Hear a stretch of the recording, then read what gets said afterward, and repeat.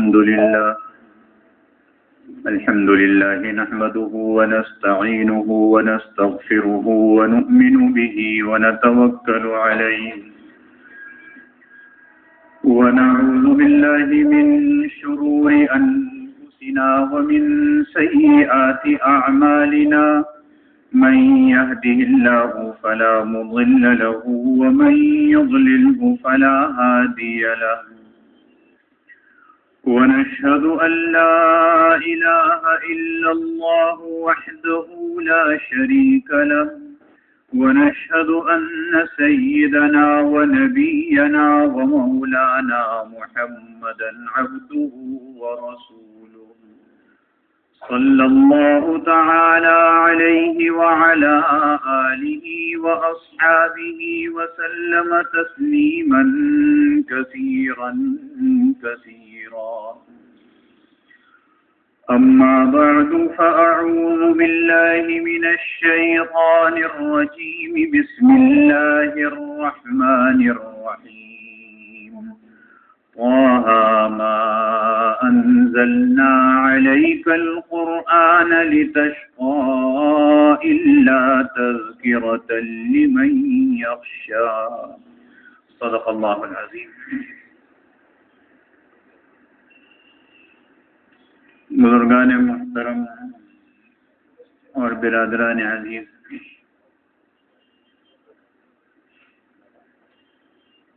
سیدنا صدیق اکبر رضی اللہ تعالی عنہ کے حالات میں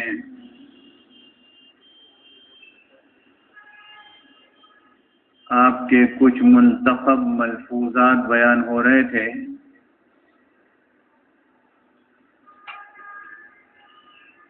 جس میں حضرت صدیق اکبر رضی اللہ تعالی عنہ نے اپنے مخاطب کو بہت سی باریک اور اہم باتیں بتلائی ہیں.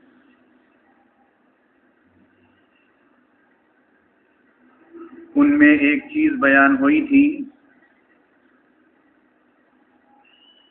کہ آپ نے ارشاد فرمایا کہ جب اللہ سے مانگو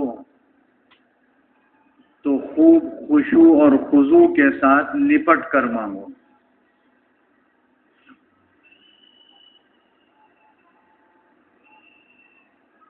ہمارے اندر انفرادی طور پر کچھ کمیاں واقع ہوئی ہیں.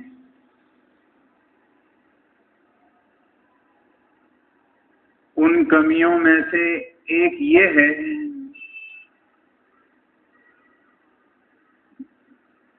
کہ ہم اللہ رب العزت کی عبادت نماز، روزہ، زکوٰۃ، حج کو سمجھتے ہیں اور بہت ساری ایسی چیزیں جو اللہ نے اپنی عبادت کے لیے اس کے علاوہ رکھی ہیں ان کو عبادت نہیں سمجھتے. اس میں سے ایک دعا ہے، دعا جس کے متعلق حضور اقدس صلی اللہ علیہ وسلم نے ارشاد فرمایا الدعاء مخ العبادہ، عبادت کا مغز اور اس کی جڑ یہ دعا ہے. یہ مطلب اس کا نہیں ہے کہ نماز چھوڑ دیں اور دعا کرتے رہیں، یہ مطلب نہیں ہے. مطلب یہ ہے کہ اللہ کے فرائض ادا کرنے کے بعد ایسی بھی چیزیں ہیں جو اللہ رب العزت دعاؤں کی بدولت پوری فرماتے ہیں، اور اللہ رب العزت تو اس شخص کو پسند ہی نہیں فرماتے جو اللہ سے نہ مانگے. وجہ اس کی یہ ہے کہ نہ مانگنا یہ اس بات کی علامت ہے کہ میں بڑا بے نیاز ہوں، مجھے کچھ ضرورت ہی نہیں ہے. اور ہم انسانوں میں سے کوئی شخص یہ دعویٰ نہیں کر سکتا کہ میں کسی چیز کی ضرورت نہیں رکھتا، کوئی دعویٰ نہیں کر سکتا. ہم سب محتاج ہیں اللہ رب العزت کے، اور اللہ آخری دم تک محتاج رکھے.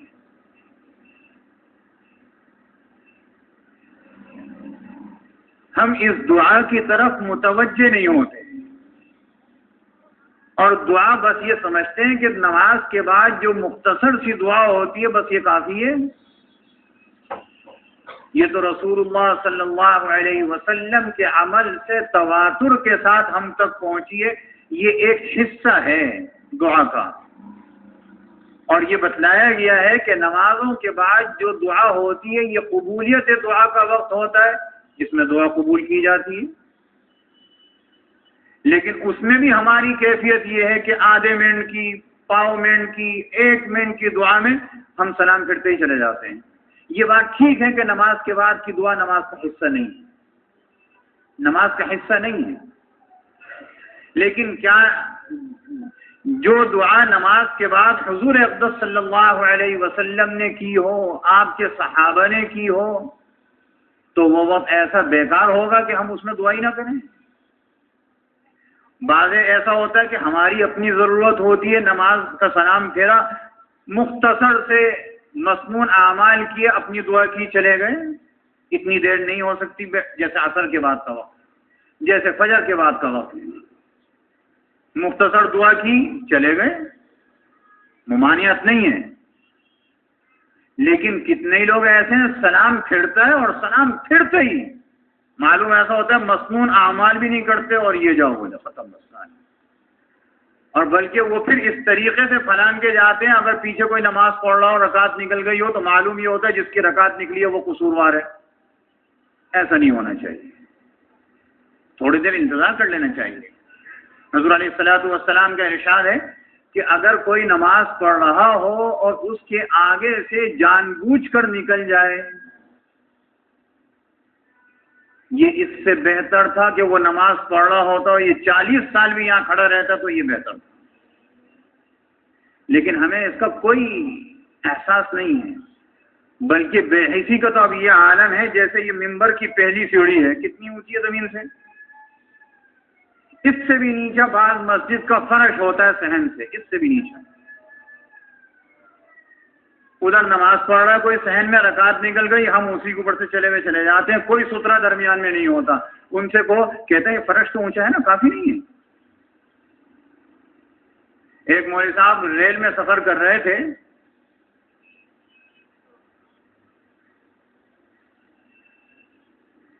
تو جب نماز کا وقت آیا تو مولوی صاحب جو تھے وہ باقاعدہ عالم دین تھے، انہوں نے قبلے کا تعین کیا، دیکھا کہ قبلہ کدھر ہے، جائے نماز بچھائی، نماز پڑھی. بعد میں ایک جو دوسرا مسافر تھا اسی میں سفر کر رہا تھا، کہنے لگا مولوی صاحب سفر میں تو جائز ہے، جس طرف چاہے منہ کر کے نماز پڑھ لو، بیٹھ کے نماز پڑھ لو. مولوی صاحب نے بڑا اچھا جواب دیا، کہنے لگے کہ اللہ نے آپ کو اس معیار کا نہیں بنایا کہ آپ مجھے بتلائیں، آپ کے پاس یہ کوالٹی نہیں ہے. اللہ نے یہ مرتبہ مجھے دیا ہے، میں جانتا ہوں کہ کس طریقے سے کرنا ہے. میں مفتی بھی ہوں، مولوی بھی ہوں، عالم بھی ہوں. خود ہی مسئلہ نکال لیا کہ نہیں زمین سے تو اونچا ہے نا، کیا ہے چلے گئے تو کیا ہوا، اگر رک جاتے تو کیا ہو جاتا، فرق تھوڑی پڑ جاتا. دعا کو بھی ہم یہ سمجھتے ہیں کہ کوئی حیثیت نہیں ہے. بعض لوگ کہتے ہیں کہ فرض نماز کے بعد دعا کہاں ثابت ہے.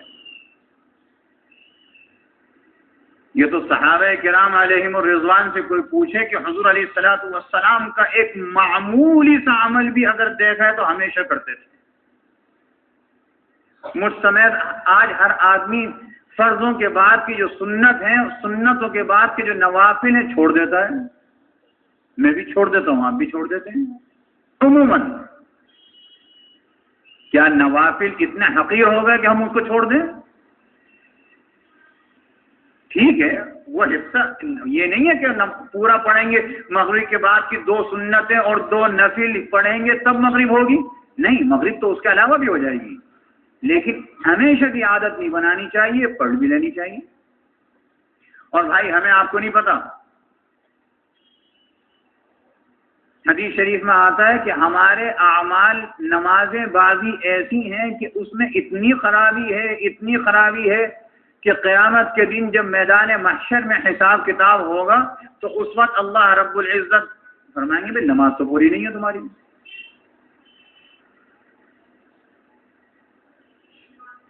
اچھا اب نماز پوری نہیں ہے تو کیا ہوگا؟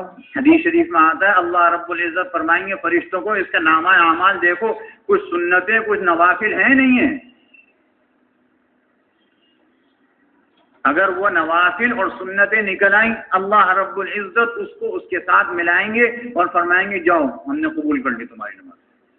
لیکن اس کا یہ مطلب نہیں ہے کہ فرض نہ پڑھے ہوں اور نوافل ہوں، یہ مطلب ہرگز نہیں ہے۔ مطلب یہ ہے کہ ہم فرائض تو ادا کر رہے ہیں نماز میں، لیکن وہ فرائض اس قابل ہے کہ اللہ قبول نہ فرمائے۔ نماز میں کھڑے ہوئے تو ذہن پوری دنیا میں گھوم رہا ہے، اور نماز کے علاوہ یہ بھی یاد نہیں صبح کیا کھایا تھا۔ فرض میں کھڑے ہوئے، ایک رکن جس طریقے سے ادا کرنا چاہیے تھا اس کے طریقے سے ادا نہیں کرا، اس میں نہ آداب کا خیال، نہ سنن کا خیال، نہ مستحبات کا خیال، کچھ نہیں۔ نماز میں حکم تھا سجدے کی جگہ پر دیکھو، ہم وہاں دیکھ رہے ہیں سامنے۔ اور یہ مسئلے کی بات ہے کہ اگر ہم سامنے دیکھ رہے ہیں اور سامنے ہمیں کوئی چیز لکھی ہوئی نظر آ گئی اور ہم نے اس کو نمازی کی حالت میں اس کو پڑھ لیا، نماز فاسد ہو گئی، ہم احساس ہی نہیں کرتے۔ نماز اس چیز کا نام ہے کہ جس وقت آپ نماز پڑھیں تو آپ کی صورت، آپ کی ہیئت، آپ کا عمل، آپ کا فعل ایسا ہو کہ دیکھنے والا سمجھے کہ نماز پڑھ رہا ہے۔ اگر ہم نماز پڑھ رہے ہیں تو اس میں ایک یہ بھی تو ہے نا، ہم قرات کرتے ہیں، سورہ فاتحہ پڑھتے ہیں، اس کے بعد سورت ملاتے ہیں۔ ہم نماز پڑھ رہے ہیں، سنتیں پڑھ رہے ہیں، نوافل پڑھ رہے ہیں، اس طریقے سے کھڑے میں بالکل ہونٹ ساکت، بالکل خاموش، اور من میں اندر ہی پڑھ رہے ہیں سورہ فاتحہ کہ وہ زبان بھی نہیں ہل رہی، زبان نہیں ہل رہی تو ہونٹ بھی نہیں ہل رہے۔ مسئلے کی بات یہ ہے کہ جس وقت نماز پڑھیں اور جو زبان سے ادا کریں اس کی ادائیگی ہونٹوں سے سمجھ میں آنی چاہیے کہ یہ پڑھ رہا ہے کچھ۔ اگر ہمارے ہونٹ نہیں ہل رہے اور ویسے ہی یوں ہاتھ باندھے کھڑے ہیں اور دیکھنے والا کو یہ کہہ دے، معلوم ہوتا ہے یہ اس کا گمان ہے، معلوم ہوتا ہے کہ نماز نہیں پڑھ رہا، اس کے اس گمان سے اس کی نماز ختم ہو گئی کہ اس نے سمجھے نماز تھوڑی پڑھ رہا ہے، یہ تو ایسے ہی کھڑا ہوا ہے۔ کتنے باریک مسائل ہیں۔ اسی طریقے سے دعا، جناب رسول اللہ صلی اللہ علیہ وسلم ارشاد فرماتے ہیں کہ دعا کرنے والا اللہ کو اتنا پسند ہے کہ اگر دعا نہیں کرتا اللہ ناراض ہو جاتا ہے۔ اور بھائی ہم جب اس کی مخلوق ہیں، اس کے بندے ہیں، اشرف المخلوقات ہیں، ساری مخلوقوں سے ہمیں ہٹا کر ایسا چنا ہے کہ میری تمام مخلوقوں میں چنے ہوئے، چنیدہ، منتخب، تو کیا ہمارا اتنا بھی فرض نہیں ہے کہ ہم اس خالق سے مانگ لیں؟ اور بھائی بات یہ ہے، اگر یہ ہاتھ غیر کے آگے پھیلے تو عزت میں بھٹا لگ سکتا ہے، اور اگر اللہ کے آگے پھیلے تو ہماری عزت اونچی ہو جائے گی۔ ہم اللہ سے مانگ رہے ہیں، عزت ہماری اونچی ہو رہی ہے، کام تو ہم ذلالت کا کر رہے ہیں۔ مانگنا ذلالت کا کام ہے نا، اور اللہ سے مانگ رہے ہیں تو ذلالت نہیں ہے، یہ ہماری عزت ہے۔ ہم اسی سے مانگ رہے ہیں جس نے ہمیں پیدا کیا ہے، جو ہمارا خالق ہے، جو ہمارا مالک ہے، جو رحمان بھی ہے، رحیم بھی ہے، غفور بھی ہے۔ تو ہمارے کتنے اعمال، کتنے افعال ایسے ہیں کہ جن پر ہمیں اللہ سے معافی کی ضرورت ہے۔ کیا ہم یہ کہہ سکتے ہیں کہ ہمارے اعمالوں میں سے کوئی سے بھی عمل ایسا نہیں ہے جس میں ہم اللہ سے معافی مانگیں؟ ایک بھی نہیں کہہ سکتا۔ رسول اللہ صلی اللہ علیہ وسلم کو اللہ نے یہ کہہ کر کہ آپ استغفار کیا کیجئے، 70 مرتبہ استغفار فرماتے تھے، اگرچہ کہ حضور علیہ الصلوۃ والسلام بالکل بے گناہ تھے، اور نبی اور رسول جو ہوتا ہے اس کے ذمے اتنا رائی کے دانے کے برابر بھی گناہ نہیں ہوتا، لیکن استغفار فرماتے تھے۔ کیوں؟ امت کو بتلانا ہے کہ استغفار ہماری ضرورت کی چیز ہے، اللہ سے مانگنا ہماری ضرورت کی چیز ہے۔ لوگ کہتے ہیں کاروبار اچھا نہیں ہے، اور پھر یہ کہتے ہیں کہ جی مولوی صاحب کوئی تعویذ دے دیجیے۔ دیکھیے تعویذ سے کاروبار نہیں چلا کرتا، کبھی بھی نہیں چلے گا۔ کاروبار اچھا نہیں ہے، اس میں گھاٹا ہے، تو کبھی اللہ سے بھی مانگا کہ اللہ سے مانگا جائے اور اللہ سے کہا جائے مانگے مانگے، اتنا مانگے کہ تھکے نہیں بالکل بھی، یہ کاروبار اچھا ہو جائے گا؟ ہمیں اگر کوئی پریشانی ہے تو ہم نے کیا اللہ سے کبھی مانگا؟ اللہ کے رسول نے کتنی ساری چیزوں میں ایسا بتلایا کہ آدمی بیمار ہو جائے تو علاج کرے، علاج کرنا یہ سنت مؤکدہ ہے۔ یہ نہیں کہہ سکتے مجھے بخار ہو گیا تو میں گھر میں پڑا رہوں، کوئی دوا نہ کھاؤں، ایسا نہیں ہو سکتا۔ دوا کھائیں، دوا کھا کے اللہ سے دعا کریں اللہ شفا دینا آپ کا کام ہے۔ اللہ شافی اللہ کافی پڑھتے ہیں نا جب دوا کھاتے ہیں، کیوں؟ اس لیے کہ ہم یہ سبب اختیار کر رہے ہیں، اس میں آگے دینا آپ کا کام ہے۔ ہم نے دعائیں چھوڑ دی، انفرادی طور پر تو بالکل ہی چھوڑ دی، بس جو رہ گئی ہیں وہ مسجد میں نماز کے بعد کی مختصر رہ گئی، اور اس کا حکم یہ کہ وہ مختصر ہونی چاہیے۔ اس لیے دعا کی طرف متوجہ ہونا چاہیے۔ حضرت صدیق اکبر رضی اللہ عنہ نے اسی کو فرمایا کہ اللہ سے اس طریقے سے مانگو الحاف کے ساتھ، لپٹ کے، جیسے فقیر مانگتا ہے نا کسی سے کوئی چیز لپٹ جاتا ہے، بعض ایسے چپکو ہوتے ہیں، اس طرح اللہ سے چپک کے مانگو اور اللہ عطا فرمائے گا۔ اللہ نہیں آپ کو نہیں دے گا تو کس کو دے گا؟ اللہ نے تو اپنی چیزیں اپنی نعمتیں دینے کے لیے بنائی ہیں، اور یہ اس کی نعمتیں ایسی ہیں جس میں کوئی زوال نہیں ہے نا۔ میرے پاس جیب میں 100 روپے، میں 10 روپے کسی کو دے دوں تو زوال آئے گا، 90 بچیں گے۔ اللہ کے پاس نعمتیں ہیں، اللہ اگر کسی کو 56 کروڑ کی چوتھائی دے دے تب بھی اس کو کوئی فرق نہیں پڑے گا۔ اس لیے اللہ سے خوب مانگنا چاہیے، اور حضرت صدیق اکبر رضی اللہ عنہ یہی بتلا رہے ہیں۔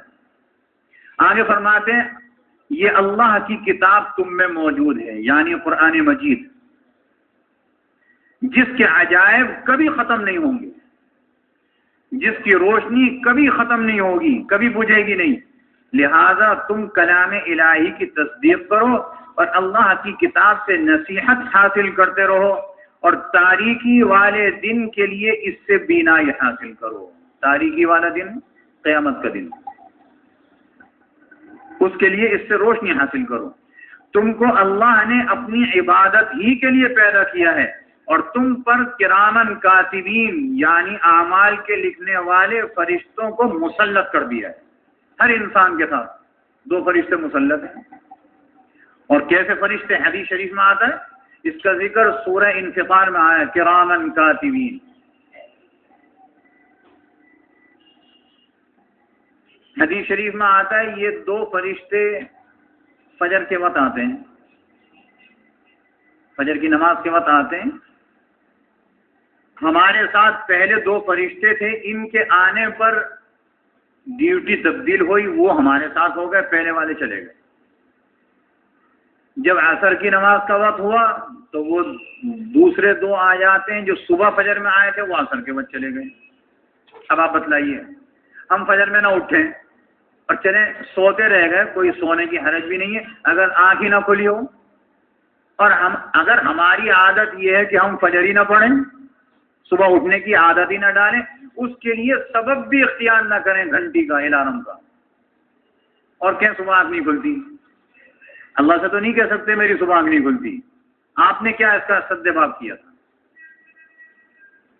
ہماری فجر پڑھنے کی عادت ہی نہیں ہے، ہماری نماز پڑھنے کی عادت ہی نہیں ہے کہ جو عصر کی نماز پڑھتے، تو فرشتے تو آ رہے ہیں جا رہے ہیں۔ اللہ کو جا کے کیا بتلا رہے ہیں؟ جب میں گیا تھا جب بھی پڑھا ہوا سو رہا تھا، جب میں عصر کے وقت واپس آیا تو کاروبار میں منہمک تھا، مشغول تھا، آپ کی یاد سے اسے کوئی واسطہ نہیں تھا۔ یہ دونوں جا کے اللہ کو پیش کر رہے ہیں، حالانکہ اللہ جانتا ہے۔ اب یہ فرشتے ہمارے ساتھ ہیں، ہم جو کام کر رہے ہیں اس کو لکھ رہے ہیں، اچھا کر رہے ہیں تب بھی لکھ رہے ہیں، برا کر رہے ہیں تب بھی لکھ رہے ہیں۔ ہمارے دل میں کوئی نیکی کے کام کرنے کا ارادہ اور داعیہ پیدا ہوا، اس نے لکھ لیا، ابھی کیا نہیں، اس نے لکھ لیا، اس پر اس کو اجر اللہ دے گا۔ اور اگر ہمارے دل میں کوئی برائی کرنے کا داعیہ پیدا ہوا، اللہ کا حکم ہے لکھو نہیں ابھی جب تک کرے نہیں. کتنا شفیق ہے نا اللہ، یہ ہمارے ساتھ ہیں. اسی لیے کہا گیا ہے کہ بیت الخلاء میں بات نہیں کرنی چاہیے. کیوں؟ فرشتے ساتھ ہیں نا. حدیث شریف میں آتا ہے جب آدمی برہنہ ہو جاتا ہے یہ اس سے منہ موڑ لیتے ہیں تو ساتھ، لیکن جب یہ بات کرتا ہے تو لا محالہ انہیں متوجہ ہونا پڑتا ہے. بڑی کراہت کے ساتھ متوجہ ہوتے ہیں کیونکہ کام تو ان کا یہ ہے کہ ہمارا کام لکھے وہ، اس لیے منع ہے. ان کا کام یہ ہے کہ ہماری اچھائیاں اور برائیاں لکھیں، ہمارے اعمال افعال لکھیں. اللہ نے ہمارے اوپر دو لگائے فرشتے، کرامن کاتبین الذین یعلمون ما تفعلون. وہ چیز لکھنا ہے جو تمہیں خبر ہی نہیں ہے. تمہارا فعل ایسا تھا، بعض دفعہ تمہیں خبر نہیں ہے، ان کو خبر ہے. یہ اللہ نے مقرر فرمایا. مسلمان ہو کہ کافر سب پہ مقرر ہیں. جو کچھ تم کرتے ہو وہ فرشتے جانتے ہیں.